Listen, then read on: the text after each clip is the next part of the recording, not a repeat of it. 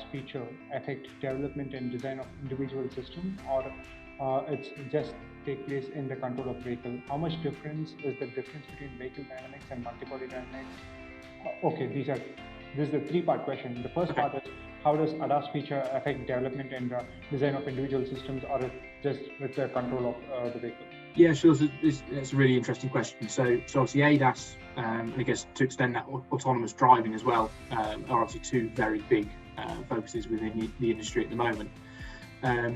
They are fundamentally different to vehicle dynamics, but they overlap massively. So particularly these active systems have a big role to play in the use of ADAS and autonomous driving systems. So if you take something like a steer-by-wire or brake-by-wire system, which isn't actually something we're looking at specifically as part of this project, although the four-wheel steer project will I guess touch on steer-by-wire systems. The whole purpose of creating these new, say, mechatronic systems is to allow autonomous driving, so whether that's ADAS or full autonomy, because it decouples the mechanical link between the driver and the steering system or the brake system or powertrain system in a drive-by-wire system.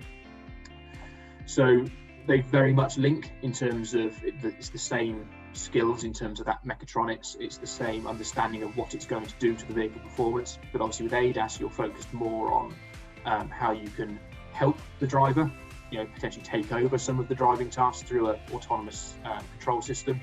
Whereas with vehicle dynamics, particularly with these projects, it's more about how you improve the driver's perception of the vehicle performance. Now, the other thing I'd add to that is that obviously as autonomous driving comes through, people's perception is going to change. So as we're not driving the car anymore, our requirements for handling performance largely change. They almost disappear completely because you're not actually holding the steering wheel anymore. At that point, ride comfort becomes really, really important. So that is going to change how people approach vehicle dynamics. Ride is going to become that much more important. However, even though the driver's not controlling the vehicle, something still is. There is still a machine somewhere controlling that vehicle. So you can't forget your basic controllability principles that form your handling part of vehicle dynamics. It's just going to change how you approach it. Oh, that's a brilliant answer. Thank you so much. Okay, this is a more simpler question probably. How much difference is the difference between vehicle dynamics and multi-body dynamics? Vehicle dynamics is obviously the study of the ride and handling performance of the vehicle. Multi-body dynamics is obviously a simulation modelling technique. People probably be familiar with things like Adams that are used for multi-body dynamics. And you do use a lot of multi-body dynamics in the study of vehicle dynamics. So you build up multi-body dynamic models that you then use to simulate the vehicle performance. So they go hand in hand. And the third part of the question is, does an engineer working on vehicle dynamics also work on the control part of it? Do they just design the system to fulfill the component level requirements? A little bit of both. So historically, vehicle dynamics has been entirely passive. So you haven't had active systems, you haven't had control systems to worry about. So a lot of people who've been working in the industry an awful long time have been very focused on tuning mechanical components, springs, dampers, roll bars, etc. And you still have lots of engineers that do that, and you still have vehicles that are solely passive vehicles. But obviously, as we're now moving further towards the use of these active systems with control systems in the loop, vehicle dynamics engineers are having to increasingly get involved, not necessarily in the definition of how that control system works, but certainly in the calibration of that control system to give the right vehicle dynamics performance. There's one question, it's not related to vehicle dynamics, it's more about the engineer is in a digital factory and runs simulations of car assembly like paint job simulations and would want to get into vehicle dynamics. The question is, would this particular research project help him get a good understanding of that particular domain and take him to the right pathway? Yeah, I think it absolutely would. So, if I put myself in the position of somebody who's trying to hire somebody for a job, if they sent me a CV that said, I work in a paint shop, it's probably not going to grab my attention. However, if they send me a CV that says, I'm currently working in a paint shop, but I've done this research project, I'm really interested in vehicle dynamics, this is a field I want to go in, I'll have another look at it. I think, okay, this is somebody who's got a clear interest, they've taken their own time to go and learn more about this subject. Maybe there's something there for me to, I'd certainly want to talk to them further about it. So I think that definitely helps open that door. No, makes total sense. Uh, this is unbelievably helpful. So, what are the major softwares that vehicle dynamics engineer works on in the industry from an industry point of view? Yeah, sure. So they fall into two categories. You've got your 1D simulation tools, so things like Skill-Lync, IPG CarMaker. Those are probably the main two. Some people use CarSim. You can use other tools like AmaSim from Siemens to do some new 1D modeling as well. But I'd say CarMaker and MATLAB Simulink are the two main ones.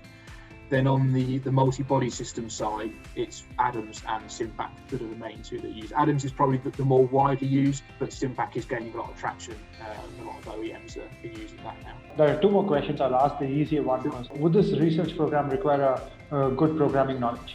No, you won't specifically need to know anything particular about programming. We're not going to be creating software as part of this project. So, will this course also help in chassis development and analysis for two-wheelers?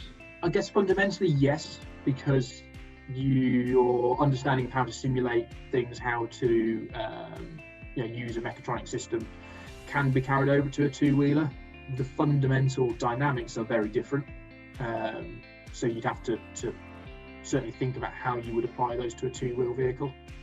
But there's definitely skills and experience that are directly transferable. For example, something that you initially said about is thinking about developing simple models, probably thinking through the first principles for a car basically allows people to kind of think about the same for a two-wheeler as well. I might be wrong, but is that a good assumption to have? Absolutely right. It's one of the reasons that I want people to focus on using first principles approaches, because it makes it much easier to reapply it. If you only understand it at a very sort of focused application level, it makes it very difficult to take that and apply it to something else, because your boundary conditions have suddenly changed. But if you understand the basics of it, the fundamental principles, then it's much easier to take it to a new application. For my undergrad project, I worked on the development of four-wheel steering system using a rack and pinion system, keeping the cost in mind.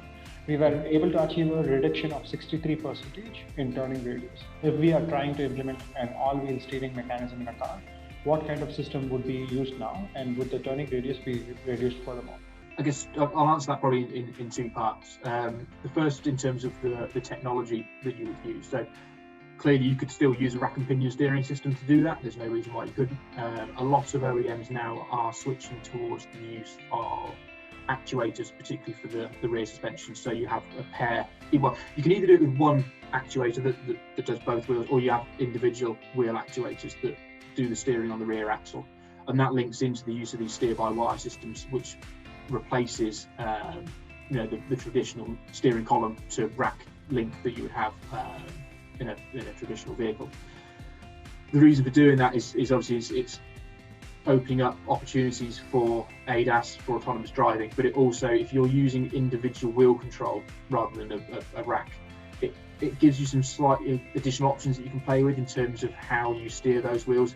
If you think about your basic Ackermann geometry and things like that, it allows you to control that more finely, because you haven't got this link between the two wheels. You can turn them effectively independently of each other. I guess for the second part, sort of talking about how could you reduce the turning radius further? I'm sure you could. Generally, what limits your ability to reduce turning circle is actually the package constraints of the vehicle. So it's how much you can actually steer the wheel itself.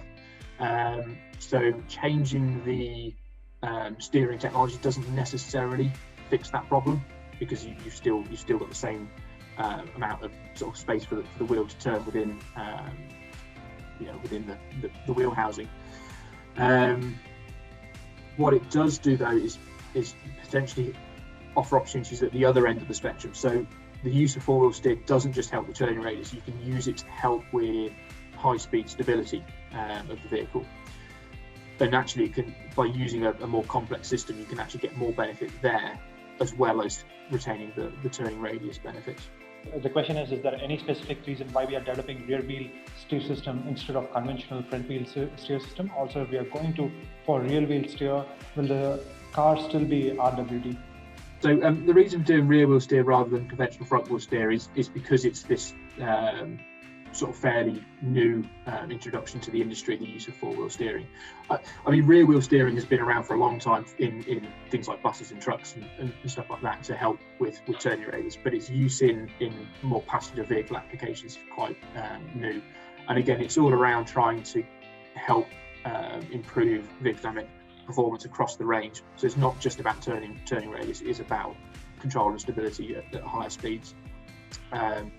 So that's why focusing on four-wheel steer. Obviously, as part of doing a four-wheel steer system, you will have to consider the front steer system as well, so it's not just thinking about the rear, but the new bit is adding it onto the rear axle. In terms of will the vehicle be rear-wheel drive, it actually doesn't matter. For a four-wheel steer system, it could be front-wheel drive, it could be rear-wheel drive, it could be all-wheel drive. It actually doesn't really affect the introduction of that system.